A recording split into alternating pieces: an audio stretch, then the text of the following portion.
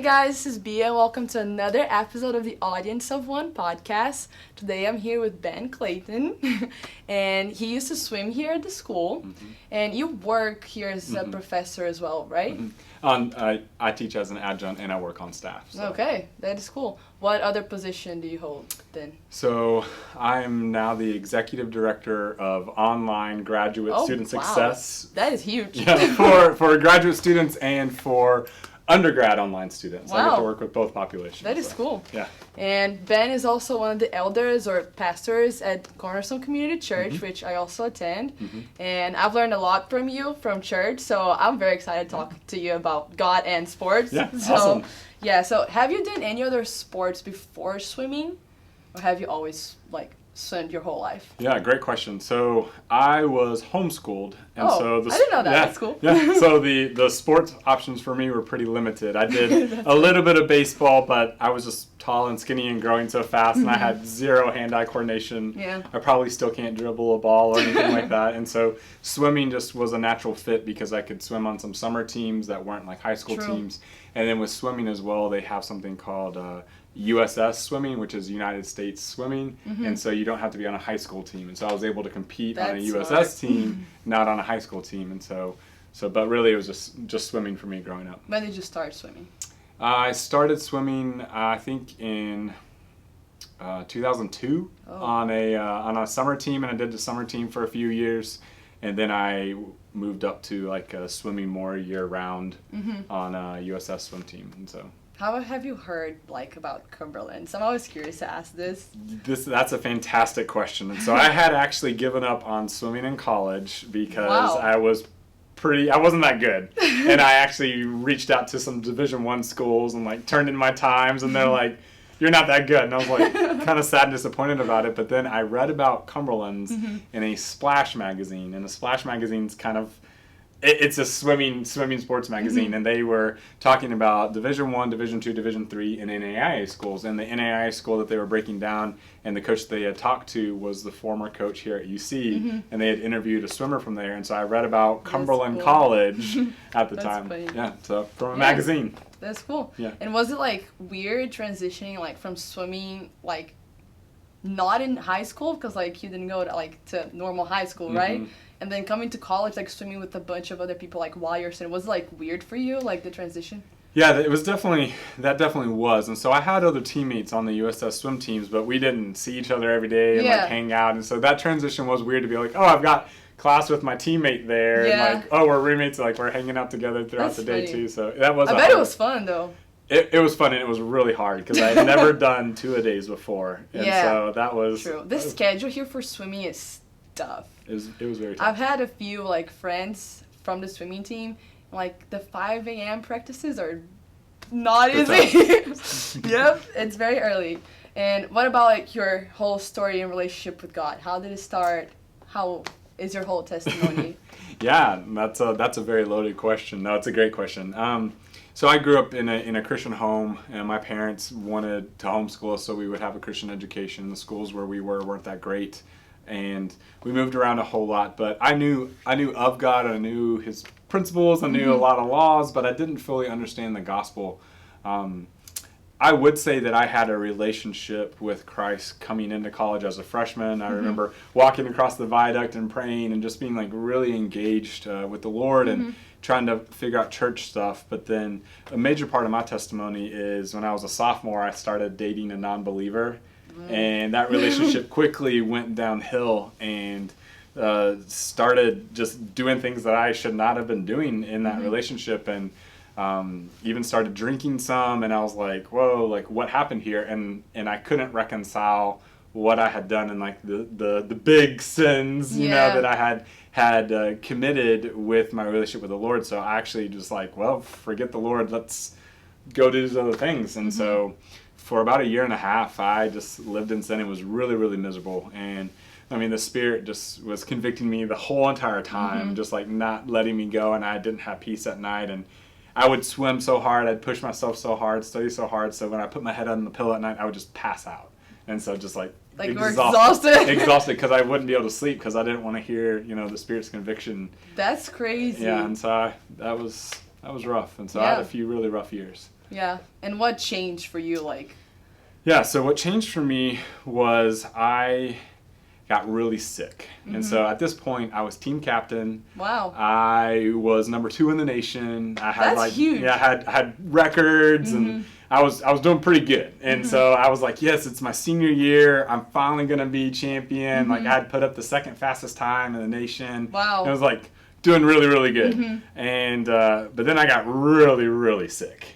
And I got so sick that I had to, I missed part of our training trip in Florida over Christmas break. I was in the ER the day after Christmas. The doctors didn't know what was wrong with me. They were testing me for all kinds of things, and they couldn't figure it out. And my tonsils swelled up so close I couldn't eat. I couldn't really breathe really good, and I ended up having to go home. And so that's sad. So senior year, team captain, double major, and I end up having to go home for about a month and a half. And I just laid on a mattress. And I lost 20 pounds of muscle that it took me 4 years of lifting weights to gain. I lost it all. And for swimming, that is a lot. It was a lot. And for swimming, for every one day that you miss, it takes you 2 or 3 days to recover. And I'm like, it's my senior year. I'm supposed to be whole month. Supposed to be trying to win something here in a couple of months and lost it all. And I ended up going to a church service because I was finally healed up enough. And my mom was like, hey, you should just come to church. And so I went to the church that my family was going to, and I don't remember anything from the service that day. But at the very end, a guy got up there at the end, and he was from Life Action Ministries. And they were going to be doing a revival starting there, and they were going to be there for several weeks. And he's like, listen, I know tonight's Super Bowl Sunday, but if you really love the Lord, you're going to be here. And I was like, who's this guy to challenge me like this? And so I decided I was going to show up just to spite him. So just to I'm here. Exactly. And that's what I did. And that night, I filled out something called a complete spiritual, and it was just like an evaluation of my life. And I mean, I was like, man, I'm in idolatry. No, I don't pray. I don't put the Lord first. And I was just completely honest about the state of where I had fallen. And in that moment, man, just the conviction of the Lord and His grace just overwhelmed me. That's so cool. I mean, I remember I just laid it all down, grabbed one of my buddies, and was praying at the altar, Lord, whatever you want, I'll do it. I was like, Lord, if you never want me to go back to UC again, I won't go back. If you want me to swim again, I'll swim. If you want me to do missions, I'll do whatever you want. I'll be a garbage man, and I'll be happy. I just am so tired of this life that I've had. And immediately my life changed after that. Just crazy. Yeah, crazy. That's so cool. Yeah, and I bet it's hard, because it hit, your pride very hard at that moment. Then you couldn't swim anymore. Yeah. Yeah. Yeah, and I was definitely very prideful, and I ended up having to stick around for about another week at home, but then the doctors were like, you're good, you're healed, you can go home. And I was like, what? And they were like, you have a form of mono, so you can't carry books, and you can't swim. And I was like, okay. And I got cleared from mono, and I got medically cleared 1 week before nationals. Wow. And so coach is like, well, Ben, you've earned the spot to go. So that means some freshmen aren't going to be able to go. But if you want it, you can take it. And so I practiced for 1 week, and then I went to nationals. I would go too. Is there senior year? There won't be another nationals after that. No, so there wouldn't be. And for sure. Even it's you weren't in the best shape at all. I would go too. Yeah. Because I bet you worked so hard for 4 years, you know what I mean? Yeah. So that's cool. And I was a walk-on, too. I was a walk-on to the national team because originally I was recruited to swim JV, and I could run and do push-ups and stuff like that. And so they invited me after Hell Week. They invited me to join that team, and I drowned for about 6 months. Every girl on the team was faster than me. That's funny. But then that year I ended up taking 8th in the nation as a freshman walk-on. That's insane. It's pretty crazy. Yeah. God had a lot in store for you right there. You had no clue. No clue whatsoever. That is funny. Yeah. But what events did you swim? So I got to choose actually. That's so cool. Which is really crazy because I'd never done 2-a-days, and I had trained some, but so I made national cuts in the IM event, so individual medleys, 200, 400, and backstroke, and also breaststroke. But being a freshman, we had 5 backstrokers on the team, and we only had 2 other breaststrokers. And so coach was like, "What do you want to do?" And I was like, well, "I guess I'll do breaststroke because we need that." Yeah. And so I ended up really specializing in 200-yard breaststroke was my best event. So. Wow, what were your times? I don't understand much, but I'm curious. I would have to go back and look. I think, and they're not fast now compared to what they would have been there. Yeah. Because the swimming just like changed so much. But I don't know, like 208, 209 or something 200? like that. Yeah, in the that 200. is pretty quick. It was okay for then. So Gosh, it's that's not cool. not fast now, like because the national cuts are so much faster. You'd probably have to swim that fast to make a national cut. Maybe, I don't know. Mm-hmm. I don't know, but that was a while Yeah, ago. for sure it changed a lot. Yeah. Like every single sport, like it just evolves so quick Mm-hmm. now because like there's so much like new technology coming up. Mhm. Like you need to keep up fast. Yeah. And like Yeah. I know that like I just started running for the track team here like this semester. Okay. And like I know that keeping up with people that have been doing it like their whole life and I've never done it, like it was tough, but Yeah. the Lord has been so good. Good. I've been keeping up fast. Like you run like marathons now, right? Yeah, I Something run like a that. lot. I don't know. So- how did it happen? Like going from swimming to running, because like it's a big difference, man. There's a really big difference there, and I think it happened that so I've always loved hiking, and I can hike really fast. I've got long legs. People used to call me like stilts, and so like I can take That's monster funny. steps, and so I love being in the woods. And then I discovered trail running, and so just going out and running on the trail instead of hiking, it's a lot That's faster. cool, yeah. And so harder. It's a lot harder.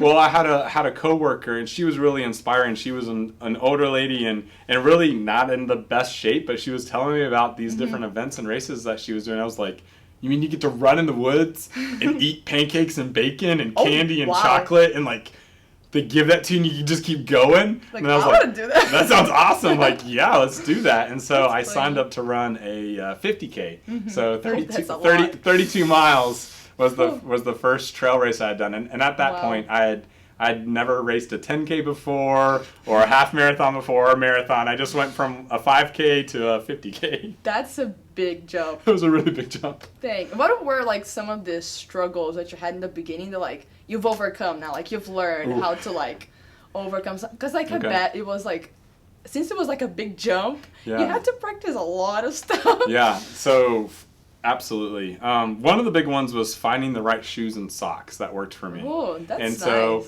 I remember when I first signed up for that, and we didn't have a lot of money, so I traded one of my buddies. I traded him a pair of work boots for tennis shoes, but they were like a size too big, and I got terrible blisters. And that was so hard to like run like with all these blisters, and so it took a long time to figure out, okay, these are the type of road shoes that I like, and these are the type of the trail shoes I like, and these are the type of socks I really like. I don't get blisters with these, and then so I learned a lot about that, and but a lot of it came through trial and error. Like one time I was running on a ridge trail, and down below in the valley it was like 50 degrees, but on top of this mountain it was about 26 degrees with That's the wind crazy. blowing, and I showed up in a t-shirt and shorts and I froze, and I was like, as soon as I got home and my fingers unthawed, I went and bought myself some like running tights Yeah. to like protect my like legs. immediately after that. Yeah, oh, immediately. I was like freezing in the shower and just like plotting what I would do. And so a lot of it has come through That's a funny. lot of failure. Like Yeah. I have had a lot of failure.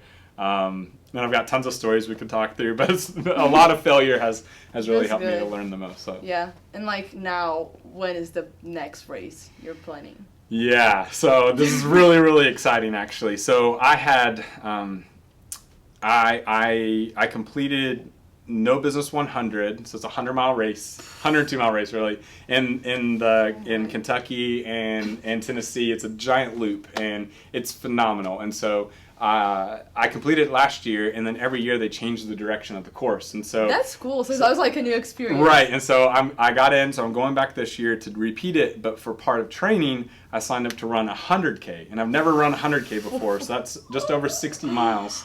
And That's a lot. Yeah, so I'm doing that on June the 3rd. I'm gonna run 60 miles, and I'm really excited. I've got some high goals for that, but this is really cool. About a week and a half ago, I was accepted into the Tahoe 200. What is that? And I so have no clue. it is a 206-mile endurance run around Lake Tahoe in How do California. you do that?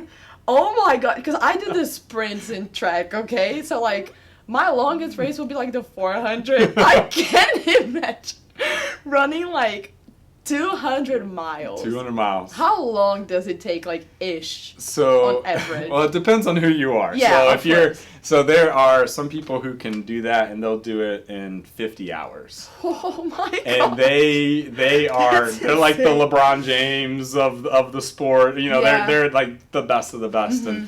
and they're phenomenal. And my but God. for this one, there's a lot there. So I've done 100 That's a miles lot. before, but to double that, you have to factor in sleep. So at some point, I'm gonna have to sleep, whether that means I'm sleeping on the side of the trail, That's or crazy. what is the weather like? Can I like, I what do you have have to no do? clue. And I have to eat all the time, because like you have to keep fuel in your body and drinking. And so a lot of people will say that ultra marathons are eating and drinking contests. And so I think because That's actually funny. Yeah, that's true.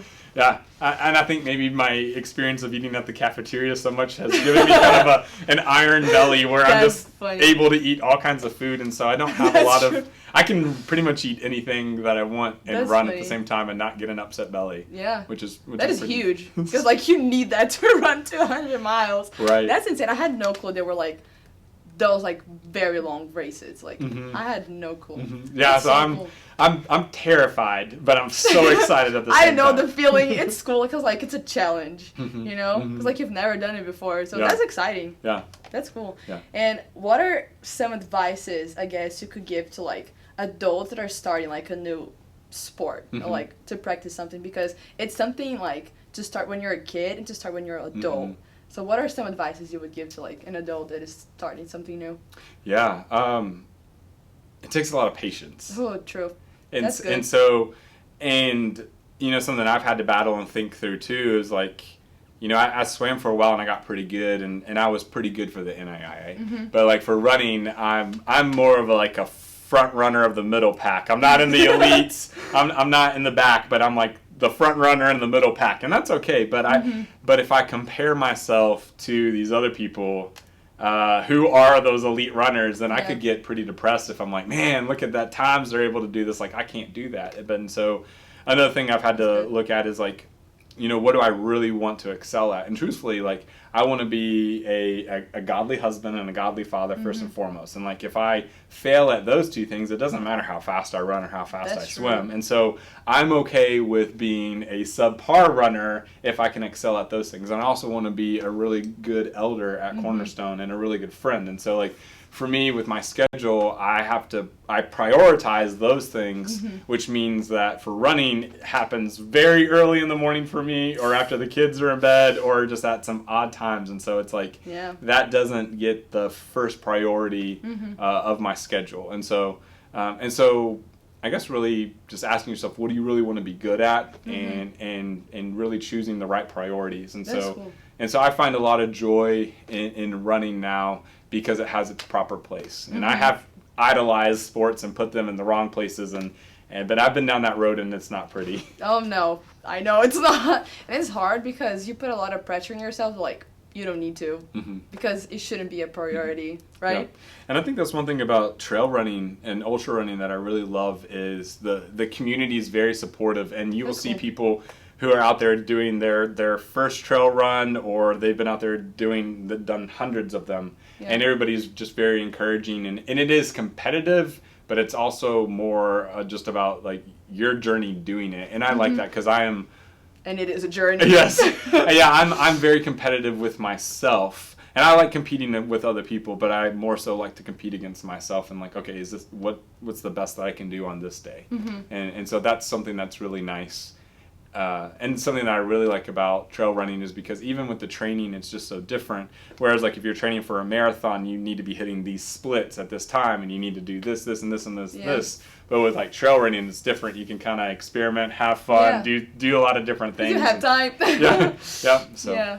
And it's like, I bet it's so hard to run, like, through different, like, terrains and stuff. And, like, again, you need to run differently depending, like, on which type of terrain you're running at. So that's cool. It's always, like, a new experience, I guess. Yeah, That is awesome. absolutely. Yeah. And what are some things that, like, you can take from swimming into running that you think is, like, similar, or like some lesson that you learned from swimming that like you took into running? Definitely mental fortitude, just my mindset, because I'm actually pretty good at doing out and back runs, because I think back and I'm like, oh, I was swimming a 25-yard lap and turning out, and I would do that for hours. Like go back and forth and look at the bottom of the pool, and I could do that for hours. And so now I'm like, oh, I can run a mile in this direction and turn on and come back. It's like, that's so far, but it's really not that far, because a lot of people will complain. And so, and I think that's cool. I think that's really beneficial, and just the toughness and just having to work through, and in my own swimming, like going from being a walk-on and working really hard, training really hard, and seeing that pay off. And so I think that's been something that I've been able to carry on, is just like the work ethic and the deliberate practice with something. And so right now I'm deliberately practicing how to run downhill, which I need to do. Like that's a weakness area of mine, is like, how can I run faster downhill without getting hurt? Yeah, true. Because on your knees, I bet it's hard. It is. It's very hard, and so I have to do lots of exercises to strengthen those weak spots, and to get better at that. So yeah, and kind of like a similar question, but what are some things that sports in general have like taught you that you like carry to your life? It is like in your family, or like your job as a pastor, like what are some things that sports has taught you, like, or shaped you to carry on like your life? Yeah, that's great. I think one thing there would be, records come and go. And so, that's good. I might have had these pull records at this one time in these places, but they're long gone. And so, so I don't find my value in that. And that's really helpful, because if I did, then, my value would be crushed because it's no longer there. And so I think having to learn how to let go, and then also knowing like there's other people who are going to be better than me, and to I don't know, rejoice with them and their victories, and like, man, that's really great. Like, I'm really glad that you're able to do that. And so I think that's been helpful, because I do want to be really competitive, and I am competitive because I want to push myself, but at the same time not degrade other people and diminish them to the point where I just like view them as like my competition. Yeah. But instead, like, oh, there's another individual, we can work hard together. So yeah, I feel like this is something that for Christians is hard, because like if we're doing something related to sport, you need to be competitive. Yeah. You have to. Yeah. But I feel like it's hard sometimes to find that fine line of being like competitive but also be humble enough to know that like we're all the same, like under God's eyes, we're all brothers and sisters. So I guess it's like a huge part to like be able to carry that to your life, because it's the truth. We're not going to be the best at everything all the time, right? But we can still like try to be our best all the time, right? And what are some other things that that sports has taught you about God? Yeah, no, that's phenomenal. Really, so self-discipline and like self-control is a really big one. And, one of the fruits of the Spirit is self-control. And so I would say that's been a big one of like, all right, how do I discipline my body to like get up early, discipline my mind to like work hard and push through these things? A big one is through a lot of failure, like, oh, I need to go to PT, or I have injured this thing and I need to rehab it by doing this work. And so sports have shown me a lot of my weaknesses, and then allows me to work out those weaknesses to turn them into strengths. But in the same way, the parallel, like in my Christian life, I'm like, oh, I have a weakness here. And if I don't work hard at that to rehab it, recover it, strengthen it till it becomes a strength, then it's going to continue to be a weakness. I'm going to get injured from that. And so I like the parallel there of like, okay, the Lord has, so physically, okay, I've got really weak ankles, so I need to strengthen my ankles. But maybe like in my spiritual life, man, I'm really not loving people genuinely. So like, how do I practice that, strengthen that till it becomes a strength? And so I think that's one major way that. Yeah, that's so cool. Yeah. And like, how long was the gap between like you stopped swimming to you start running? Yeah, so I was done swimming in 2010 and collegiately, and so I really didn't start running ultras until 2019. So there was 9 years, and I did a lot of hiking, kayaking, just a lot. Just I've always been active, done a lot of cycling, and so I really like to cycle too. Do a lot. Yeah. You could do that. What's the name of that? Triathlon. Yeah. And so you could do that. Yeah. No, triathlons are a lot of fun, and so I've got some friends now, and they're really into mountain biking, and I went mountain biking with them the other day, and I went down a double black diamond course on a mountain bike, and that was. I've never been so terrified in my life. My leg, I was shaking. I was like, oh my goodness, guys, what was that? I don't ever want to do that again. At least not right now. That's funny. Yeah.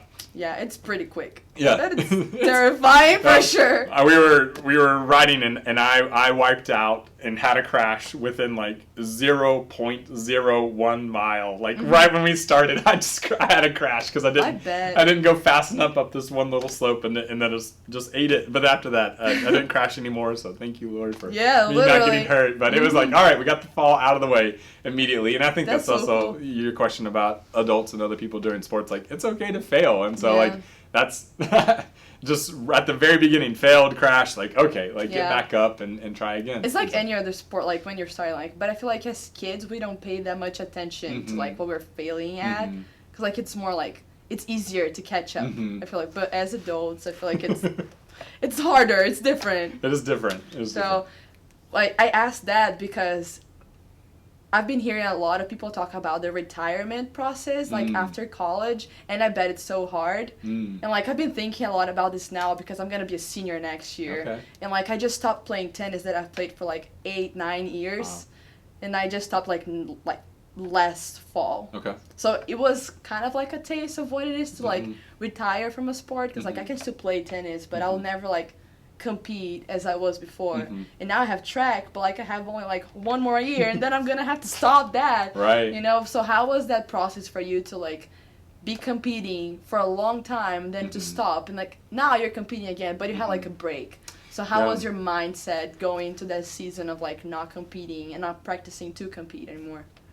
Yeah, I think really it was a good season to focus like on things of the Lord, and like He really directed my affections to like these other areas where I could apply some of those similar disciplines, and I mean I stayed active, you know, for a long time after that. I really went from swimming to cycling a lot, and that's good. And so I would still be very very active, but really it was just changing my affections to these other things, and so and just. I don't know, it's just trying to stay fit to do the things that I love. So that's cool. And do you have like any moment in sports, like in general, like throughout your whole life, that you can look at and say like, whoa, like that was God, like right there, like working through me, or something like that?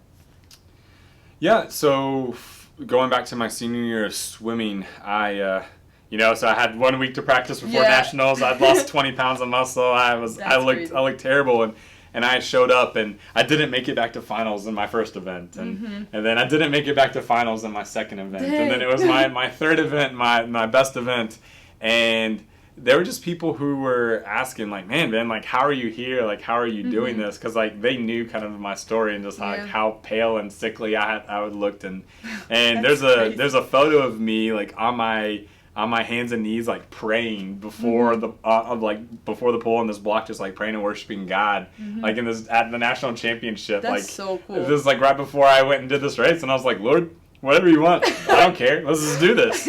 And I made it back to finals. That's insane. Yeah, I never should have even been anywhere close to that, but made it back to finals and didn't win a national championship. I don't even know what my time was. Yeah. And so, but it was so cool to make it back and be like, and just be able to tell people like, man, that was the Lord. Like the Lord did all that, because I had no strength. Like I had not been training or practicing. Like there was nothing in me that I could have done that. And so, so that's one. Cool. That's one of them. Yeah. So. And like, would that be like one of like your favorite memories of sports? Like, do you have like another? Would be like, like if I look back, that's like my favorite memory, or like one of those favorite memories. Yeah, that would be a really good question. I guess I would have to think about that more. Yeah, but that would be a good memory. Memory I have when I was a freshman.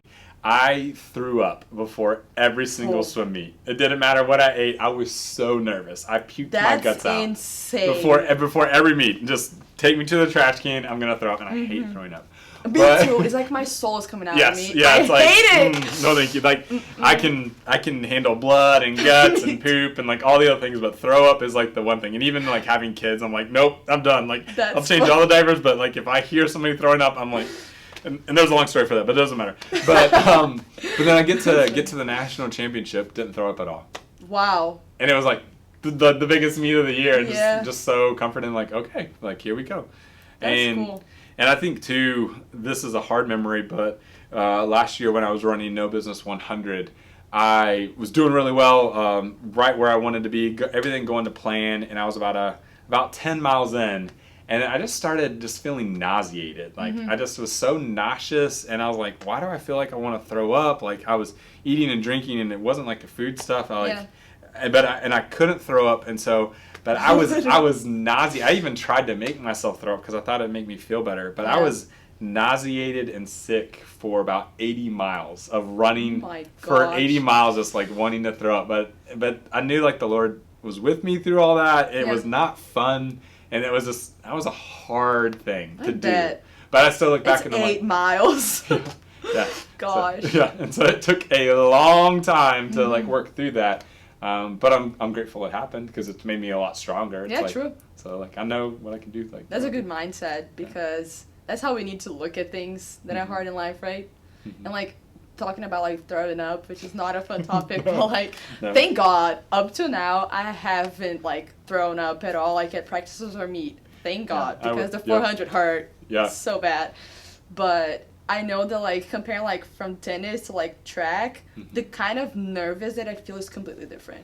And, like, they're different, and, like, for track it's more uncomfortable in a way, but I feel like it's easier mentally for me. Because, like, for tennis, I felt so scared to go and play because, like, a lot of insecurity and, like, a lot of fear and hurt and everything from, like, past years, like, very hard for me to go on the court and, like, win, you know, because like I was so scared to lose and to fail that I couldn't. I just like paralyzed and like I just wanted to like hide and like not let anyone see me. So that was the kind of nervous that I felt. But for track now, I feel like I'm gonna poop myself before every single 400. And obviously it's been getting better throughout the semester. But like I remember that like on my first like 2 races, like on my first competition ever, it was like one of the last like indoor meets this season.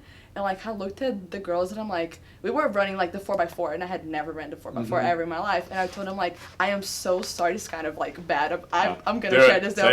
Like, girls, like, I don't feel well. Like, I need to fart here, like, right now. I cannot run that 400 with all this gas in my stomach. And they were like, girl, do what you got to do.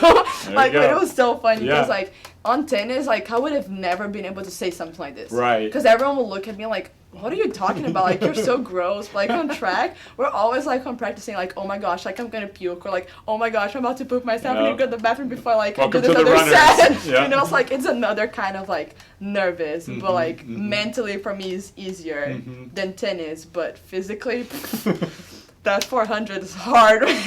But I love it, though. I never thought that I would. But it's so much fun. Because when you finish it in your PR, I'm like, God, thank you. This is awesome.